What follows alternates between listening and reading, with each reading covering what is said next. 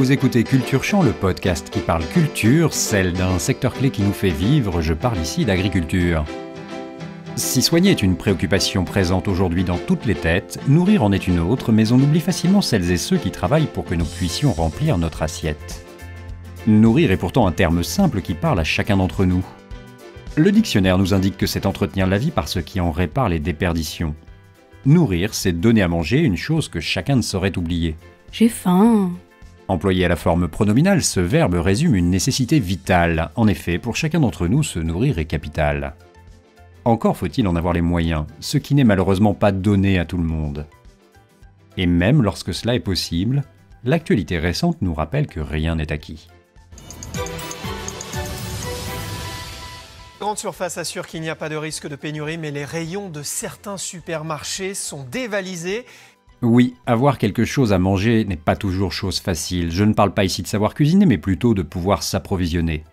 En effet, viande, fruits, légumes ou produits alimentaires transformés ne tombent pas comme par magie dans nos rayons de supermarché. Ce virus qui touche notre planète agit comme un révélateur. Il nous rappelle l'importance première des agriculteurs. Pour eux, rien ne change. Tout au long de l'année, une seule priorité, maintenir l'activité. Qu'il vente, qu'il neige, qu'il pleuve ou qu'il gèle à pierre fendre, celles et ceux qui travaillent ou vivent de la terre ne s'arrêtent jamais. Les fermes et les champs sont des open space géants où, quoi qu'il en coûte, on travaille 365 jours par an.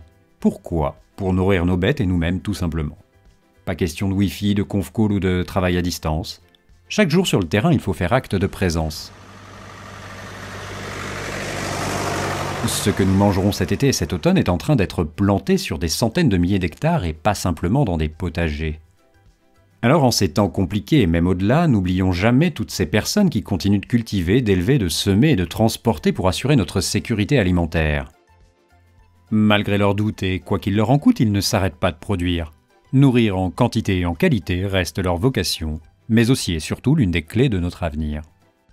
À oublier, à défaut de pouvoir aller tranquille faire votre marché, il vous reste le drive. Bonjour, un burger, une frite et un coca s'il vous plaît. Ah non, pas celui-là, c'est terminé quand on est confiné. En revanche, vous pouvez tenter le drive fermier. Vous n'y trouverez pas de patates en bâtonnets graisseux, mais des pommes de terre qui sortent de terre, des poulets entiers et des boîtes de 6 destinées non pas aux nuggets, mais à des œufs frais. Si jamais vous le pouvez, je vous invite à essayer cette formule. C'est aussi bien qu'un supermarché. Voilà, cet épisode est terminé. Si vous avez aimé ce plaidoyer, n'hésitez pas à le partager.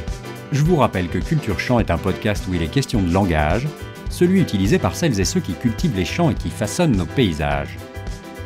Alors je vous dis à très bientôt, pour un nouveau mot.